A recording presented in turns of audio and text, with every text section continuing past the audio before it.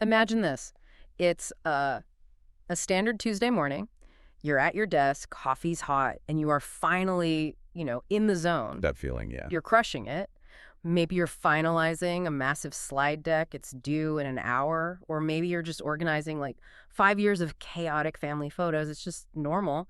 And then, without any warning, blink. And your stomach just drops. Totally. Everything freezes. Your mouse is just that spinning wheel of death. You try to open a file error message. You try another, same thing. And you're thinking, did my hard drive crash? And then your wallpaper vanishes. Right. In its place, a window pops up. It is not a system update. It's not a warning from your antivirus. It's a note. Usually in that aggressive red or black text. Exactly. And it says, your computer is locked. Your files are encrypted. If you ever want to see them again, you have 48 hours to pay. It is the digital equivalent of coming home, putting your key in the front door, and it just won't turn. Then you look through the window and there's someone else on your couch holding your photo albums hostage. I mean, what you're describing, it isn't a glitch. It's not bad luck. It is a very specific, targeted attack. And that is exactly what we are diving into today. We're looking at a stack of research on computer ransomware. And it feels like something that only happens to, huge corporations or in spy movies. Right. You hear about pipelines or hospitals. But looking at these sources, the reality is it's terrifyingly different. It is common, it's automated, and it is ruthless. It is. And before we get into the horror stories, we probably ground this in definitions. Based on the material we have, we need to be clear what this is. So ransomware is defined specifically as a type of malicious software or malware. But it's different from what we usually think about. Like a virus or something. Exactly. A virus might want to steal your password quietly in the background. Adware wants to show you annoying pop-ups. Ransomware is different. It's overt. It is an extortion racket, just digitized. It's the ransom part. It's not hiding. It's announcing itself. Precisely. It's designed to lock or encrypt your files, sometimes the whole system, and just render them useless. And then it demands payment to restore access. It's a transaction, a forced one, completely illegal, but a transaction. So our mission for this deep dive is to move past that, sheer panic of the red screen moment. We want to really get into the mechanics. The sources we have are fantastic because they don't just say be careful. They explain how the trap works, why the experts all say paying is a massive gamble, and maybe most importantly, the specific tactical steps to defend yourself. And I want to speak directly to you, the listener, for a second. There is this tendency to tune out when we hear cybersecurity. We think, I'm not a tech pro, I barely know Excel, this is for the IT department. But this research makes it so clear. This matters to you. Whether you're a CEO, a writer, a student, the attackers are constantly evolving their methods to target people, not just machines. Understanding this isn't about being a computer genius. It's about protecting your space in a digital world. Okay, so let's get into the gears of this thing. Section 1, the mechanism. How does the trap actually snap shut? Because I think for a lot of us, the image is a hacker in a hoodie, typing furiously, battling my computer in real time. Yeah, like in the movies. But the source material suggests it's often much more mechanical. Automated. It is often automated, yes. It's less like a sniper shot and more like a fishing trawler dragging a massive net. But let's slow down and look at the technical snap. The source uses a specific term we hear a lot but don't always explain. Encryption. This is the core of the attack. Right. And usually when we talk about encryption, it's a good thing. It's what keeps our credit card numbers safe when we buy stuff online. It's the little padlock in the browser. Exactly. Encryption is just a tool. It's neutral. Yeah. It's basically a mathematical way of scrambling data so it looks like garbage to anyone who doesn't have the key to unscramble it. In a banking context, you and the bank share that key. But in ransomware, they weaponize it. How so? Walk us through that. Okay, so imagine your files, your photos, your novel, your spreadsheets are written in English. They're readable. When the ransomware runs, it takes every single one of those files and rewrites them into a language that basically doesn't exist. It just scrambles the data. So even if I can see the file icon like summervacation.jpg, if I click it, the computer it can't read it. It can't. That's exactly it. The computer just sees noise. Static. It's like taking a finished jigsaw puzzle and putting it into a blender. And the only way to turn that noise back into a photo is to have the mathematical key that reverses the scrambling. And here's the kicker. The attacker is the only person on Earth who has that key. That's a terrifying thought. It's not that they stole the file, it's that they broke it and only they have the glue. That's a great analogy. And that leads to the next step, the demand. Once the encryption is done, and it happens fast, sometimes in minutes, The malware posts that ransom note. And here's a detail from the source that's very modern.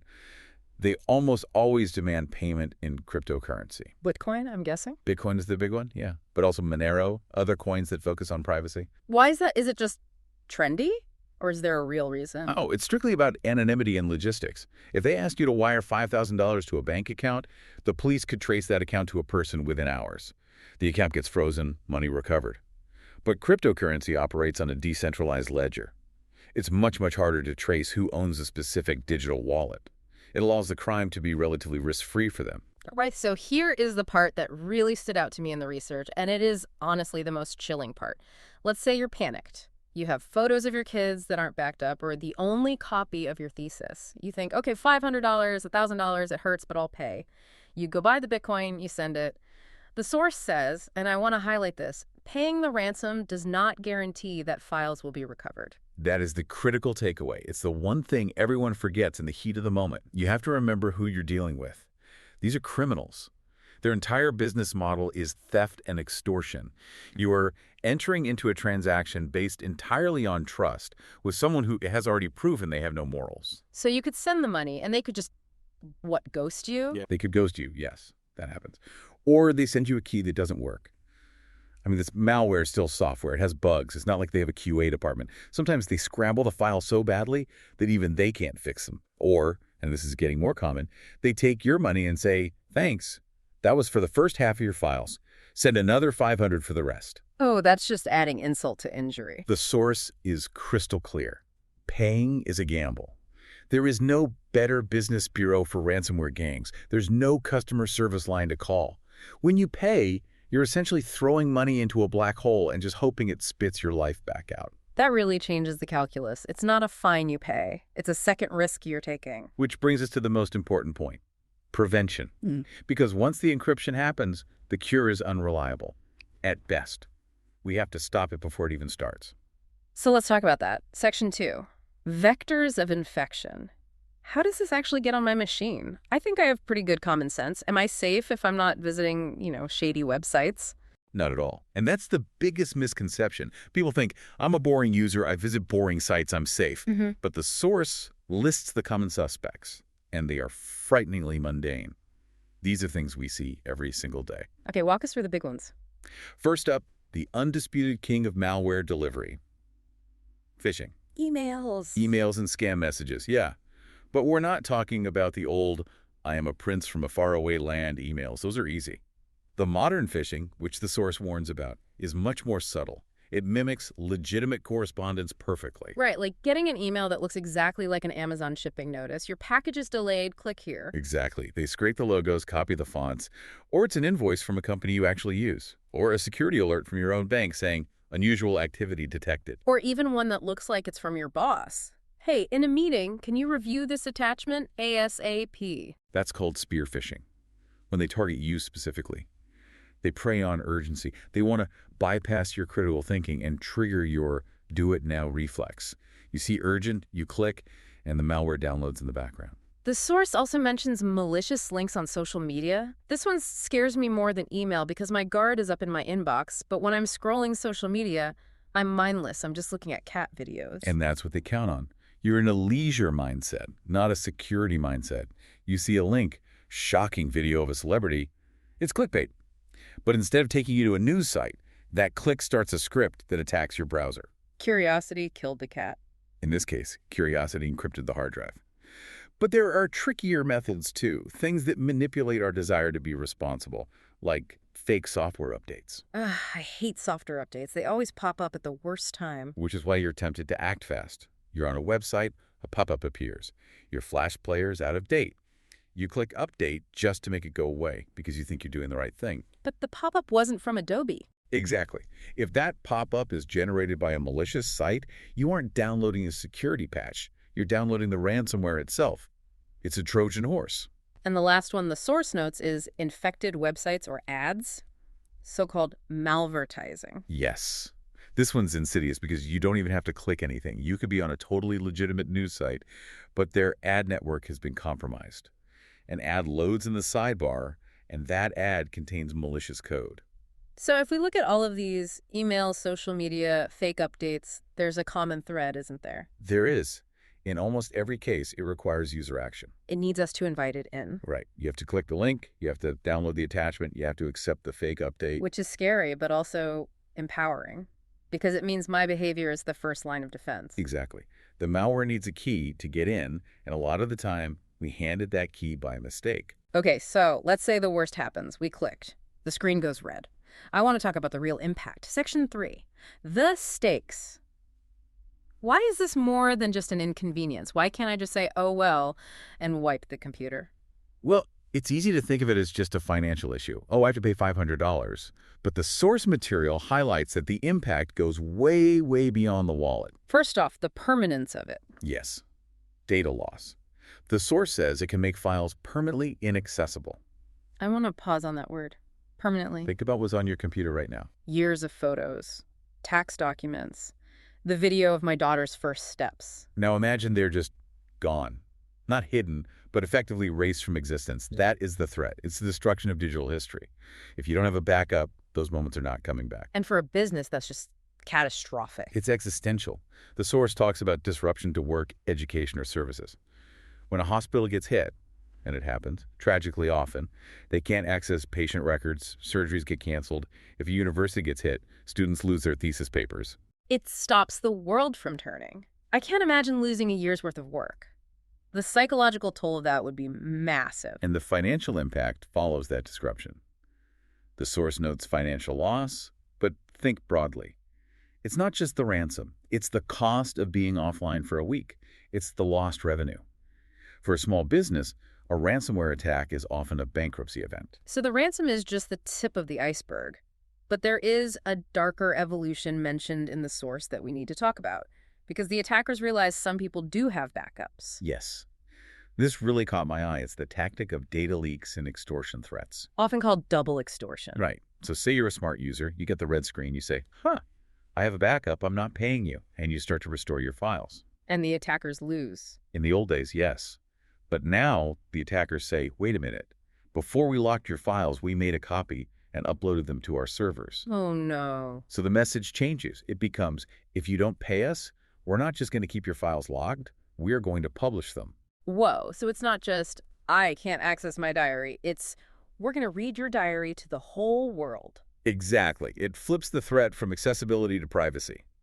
Even if you have the perfect backup, you might still pay the ransom just to stop them from releasing your customer list or your private emails or your embarrassing photos. That is incredibly nasty. It means even the perfect defensive backups isn't enough anymore. It shows how they're adapting. They're looking for leverage. If locking the data doesn't work, maybe shaming the victim will. Okay, I am sufficiently freaked out. The stakes are high. The bad guys are clever. Let's pivot. Let's get to the good news. Yes, sir. Section 4, the shield. We know the monster. How do we fight it? The good news is the source provides a very solid checklist. And there's one item on this list that stands head and shoulders above the rest. It is the closest thing we have to a silver bullet. The golden rule. The golden rule, regularly backing up important files. But, and this is a huge but, you have to do it the right way. The source is specific. It says offline or secure cloud backups. Let's unpack offline. Why does that matter so much? This is the real aha moment for defense. A lot of people buy an external hard drive, plug it in, run a backup, and they just leave the plug in. It's convenient. It is. But if you get hit with ransomware, the malware scans your computer for any connected storage. It sees your main drive, and it sees that backup drive as just another folder. And it encrypts the backup too. Exactly. If the drive is connected, it's vulnerable. Your safety net just gets burned up with the building. So offline means literal physical separation. Yes. You plug it in, you copy your files, and then, and this is the crucial step, you unplug it. You create an air gap. The ransomware cannot jump through the air to a drive sitting in your desk drawer. That is such a simple, low-tech solution to a high-tech problem. It's the ultimate insurance policy. If your computer gets totally wiped, you just shrug, reinstall everything, and restore from the drive in the drawer. You don't have to even think about paying. That is powerful. But what about that double extortion we just talked about? Backups save your data, but they don't stop the leak, so we still have to stop them from getting in. The source calls it digital hygiene. Yes, the basics. First, Keep your operating system and software updated. This goes back to those annoying pop-ups. It does. We have to reframe how we see those updates. They aren't just adding features, they're patching holes. Software code has cracks. Hackers find those cracks and use them to crawl in. When Apple or Microsoft releases an update, they're cementing over those cracks. So if I ignore an update for 3 months, I'm basically leaving a window open on the ground floor. You are leaving a known vulnerability exposed. The second layer is obvious. Use reputable antivirus and security software. Think of it as your alarm system. Right. It might catch the malware before it even runs. It's not perfect. New malware can sometimes sneak by, but it catches a huge percentage of threats. And then there's the behavioral stuff. Avoid clicking unknown links or attachments. It sounds simple, but it requires vigilance. You have to train yourself to just pause. That's the hardest part. Fighting that impulse to click. Don't be the one who opens the door for the vampire. A colorful analogy, but yeah, it's accurate. You have to invite them in. Don't send the invitation. There is one final layer mentioned in the source that I think is becoming standard now, but people still find it annoying. Multi-factor authentication, or MFA. Yes. Enable MFA on your accounts. Everywhere. Your email, your bank, your cloud storage. Can you explain that for folks who might find the acronym intimidating? Sure. Think of it like adding a deadbolt to your door. The first lock is your password. But passwords can be weak or stolen in a data breach. If a hacker has your password, they have the key to the handle. But with MFA? MFA adds a second requirement, something you have, not just something you know. Usually it's a code sent to your phone or a prompt on an authenticator app. So even if the hacker gets my password, they can't get in because they don't physically have my phone to get that code? Exactly. They hit a brick wall. Yeah. It makes it exponentially harder for attackers to compromise your accounts, which are often the gateway to installing this stuff in the first place. It's a little extra friction for us, but it's a massive wall for them. It's the best bang-for-your-buck security setting you can change today. Okay, let's unpack this whole conversation. We have covered a lot of ground. We have. Ransomware is this scary, evolving beast. It encrypts your life, demands crypto, and, well, paying is a total gamble because you're dealing with criminals. Right. And it gets in through the cracks in our attention, those phishing emails that look so real, the fake updates we click just to make them go away. But we are not helpless. That's the key takeaway for me. We have shields. We do. We have the offline backup, the drive in the drawer. That's the ultimate fail-safe. We have the discipline to update our software, and we have MFA to lock the doors tight. It's about making yourself a hard target. You don't have to be Fort Knox. You just have to be difficult enough that the bots move on to someone easier. Precisely. Security isn't about being unhackable. It's about not being the low-hanging fruit. Now, before we go, I want to circle back to that double extortion idea, that shift from locking data to leaking data. Yes. This is what I find most fascinating and honestly disturbing about the future of this crime. What's the bigger picture there? Well, it raises a really important question about the value of data. For the last 20 years, we thought the worst thing that could happen was losing our data. Accessibility was king. But this shift suggests that in the future, keeping data private might be just as important as keeping it accessible. That's a heavy thought. It suggests confidentiality is becoming the new currency. Even if you have the perfect backup, if your secrets are out there, the damage is done. It changes how we have to think about what we store and where we store it. Maybe some things shouldn't be on a computer connected to the internet at all. That is definitely something to chew on, the idea that privacy is the ultimate luxury. Well, on that slightly terrifying but highly educational note, we are going to wrap up this deep dive. Thank you for listening, and seriously, go check your backup settings right now, maybe. Unplug that external drive. It's the best 5 minutes you'll spend today. See you next time.